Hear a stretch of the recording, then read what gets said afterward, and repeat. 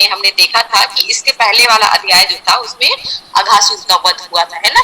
तो भगवान श्री कृष्ण द्वारा अघासुर का जो है वह वध किया गया था, और सभी जो ग्वाल बाल रहते हैं, सभी गाय बछड़े है ना, जिनको जो अघासुर क्या कर लिया रहता है, निगल जाता है ना। तो उन सबको बचा करके भगवान श्री कृष्ण अभी वापस कहाँ पर लेकर आते हैं, तो यमुना तट के किनारे लेकर के आते हैं वहां पर। और वहां पर का दृश्य जो है बहुत सुंदर रहता है वहां पर का, उस जिस स्थान पर पहुंचते हैं वहां पर, है ना। तो उस स्थान की सुंदरता को देखते हैं और भगवान कहते हैं कि हमें यहीं पर क्या कर लेना चाहिए, कलेवा, है ना, यहीं पर हमें क्या करना चाहिए, खाना चाहिए, खाना खाना चाहिए। जो भी वो जब गाय चराने के लिए आते थे तो सब लोग क्या करते थे, अपना टिफिन, है ना, लंच बॉक्स बांध करके लाते थे जो भी, तो वहां वो जंगल में खाते थे। तो वो स्थान साफ सुथरा बहुत सुंदर था। तो भगवान श्री कृष्ण बोलते यहीं पर हमें अपना कलेवा खाना चाहिए, है ना। तो सभी लोग क्या हो जाते हैं, इसके लिए तैयार हो जाते हैं। तो इस प्रकार सभी क्या करते हैं, वहां पर बैठ जाते हैं, भगवान श्री कृष्ण बीच में बैठ जाते हैं, सभी लोग उनके चारों ओर जो है उनको घेर करके बैठ जाते हैं भगवान श्री कृष्ण। तो यहाँ पर क्या बताया गया है कि कैसा लग रहा है ये, जैसे भगवान श्री कृष्ण क्या है, कमल, है ना, कमल के मध्य की भाग, है ना, कमल का मध्य भाग जो होता है वही क्या होता है, मुख्य होता है कमल में, है ना। वो उस तरह भगवान श्री कृष्ण वैसा ही लग रहा है, चारों ओर जो ग्वाल बाल उनकी पत्तियों की तरह और मध्य भाग की तरह भगवान श्री कृष्ण बैठे हुए हैं, ऐसे प्रतीत हो रहा है, ऐसा बताया जा रहा है इसमें। और उसके बाद सब लोग अपनी अपनी जो निकालते हैं,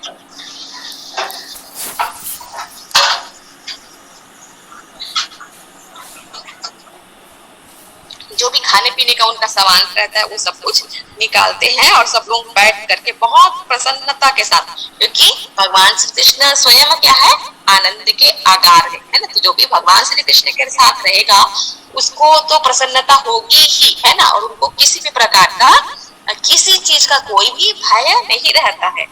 तो इस प्रकार जब उन्हें किसी भी प्रकार का कोई भय नहीं है, क्योंकि भगवान श्री कृष्ण साथ हैं, अभी हर एक चीज के लिए भगवान के ऊपर निर्भर रहते हैं, और निरंतर निरंतर भगवान श्री कृष्ण का दर्शन कर रहे हैं, उनके साथ उनकी लीलाओं में भाग ले रहे हैं। तो कहीं भी उनके आसपास दूर दूर तक कोई भी कष्ट किसी भी प्रकार का नहीं है, इसलिए सभी लोग क्या है, बहुत प्रसन्न है।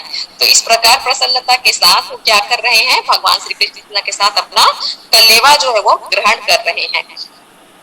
अभी अब वहां पर क्या हो रहा है कि जो भगवान श्री कृष्ण और सभी ग्वाल बाल जो बैठे हुए जो अपने कलेवा खा रहे थे, तभी वहां पर क्या होता है, एक स्थान पर सारे जो है देवतागण आकाश से क्या करते रहते हैं, उनको जो है वह देखते रहते हैं, है ना, कि भगवान श्री कृष्ण यहाँ पर क्या क्या लीला कर रहे हैं, इस प्रकार, है ना। क्योंकि द्वापर युग में जब भगवान श्री कृष्ण ने जन्म लिया था तो सभी देवी देवता को ये पता था कि भगवान श्री कृष्ण का जन्म हो गया। तो समय समय पर सब लोग क्या करते रहते थे, जैसे भगवान श्री कृष्ण की इस लीलाओं को देखते रहते थे, उनका दर्शन करते रहते थे, भगवान क्या कर रहे हैं, इस प्रकार जो है। तो उसी तरह आकाश में एक जगह उपस्थित होकर सारे देवतागण क्या कर रहे हैं, देख रहे हैं भगवान श्री कृष्ण को, कि ये किस प्रकार जो है सामान्य बालकों की तरह जो है क्या कर रहे हैं, अपने मित्रों के साथ मिल करके जो प्रसाद ग्रहण कर रहे हैं।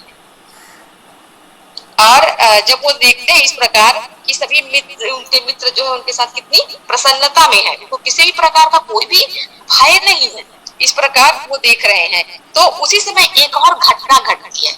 जब ये इस तरह से भगवान श्री कृष्ण सभी बालक जो है वह क्या कर रहे थे, अपना प्रसाद ग्रहण कर रहे थे, तो वहीं पर एक घटना घटती है कि जो उनके सारे जो बाल बाल गाय बछड़े रहते हैं, जिनको उन्होंने क्या कर दिया था, बांध दिया था, वहां पर पेड़ों पर बांध दिया था, और अपना फिर वहां पर बैठ करके सब लोग अपना कलेवा जो है वो ग्रहण कर रहे थे।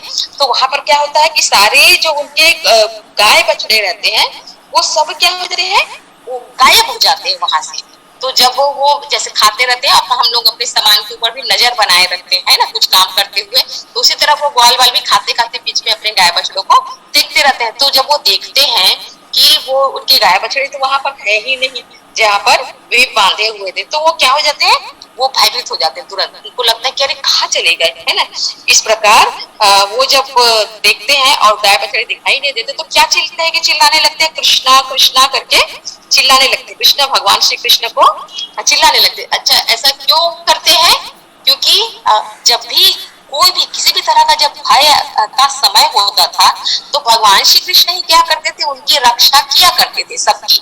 तो इस प्रकार अब उनके स्वभाव में आ गया था कि वो क्या करते, जब भी कोई भी बात होती तो वो भगवान श्री कृष्ण को ही सबसे पहले पुकारते थे। तो इस प्रकार वे क्या करते हैं, कृष्ण कृष्ण चिल्लाने लगते हैं। तो भगवान श्री कृष्ण उन्हें क्या कहते हैं, भगवान श्री कृष्ण कह रहे हैं कि तुम लोग यहीं बैठो, अपना जो कलेवा ग्रहण करते रहो, छोड़ो मत, है ना।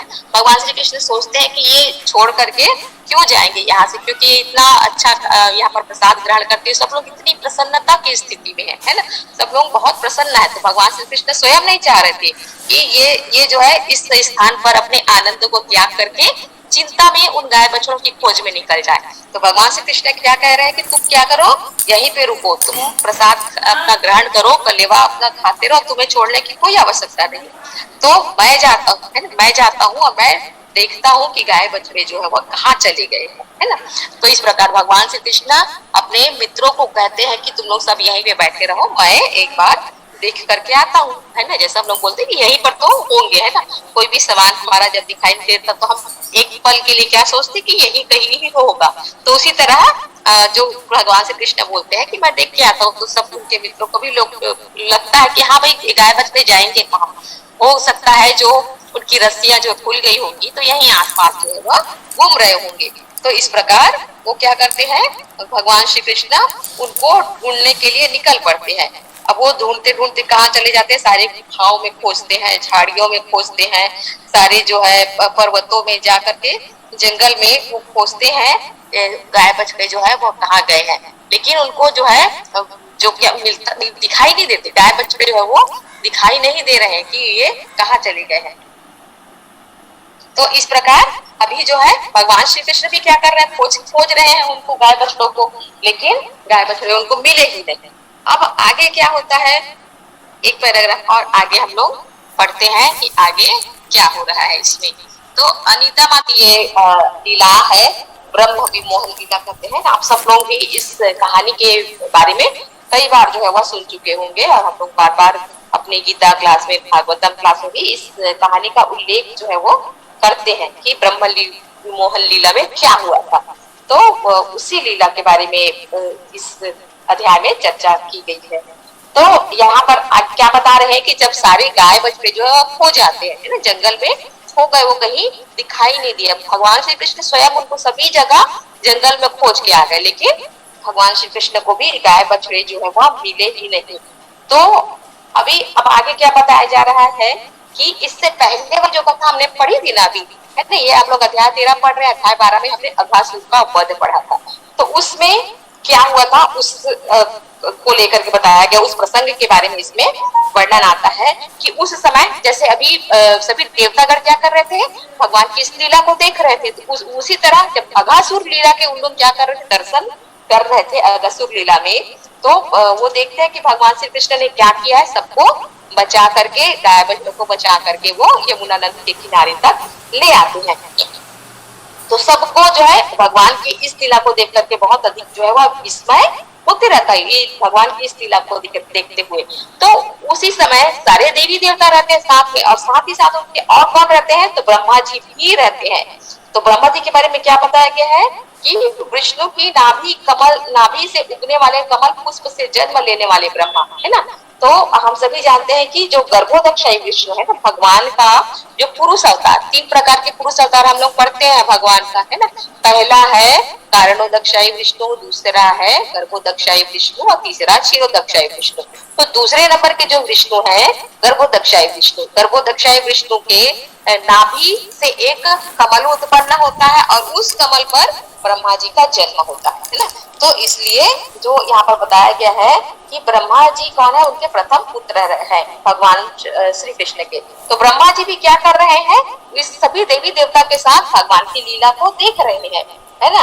और इस प्रकार अभी अघासुर वध देखने के बाद भी उनको अभी तक वो विश्वास नहीं कर पा रहे हैं कि वास्तव में यही भगवान है ना, क्योंकि उन लोग जान रहे हैं कि भगवान का जन्म तो हो गया है, लेकिन ये जो बालक है, ये जो जिसे कृष्ण कहा जा रहा है, क्या ये वही यही भगवान है ना।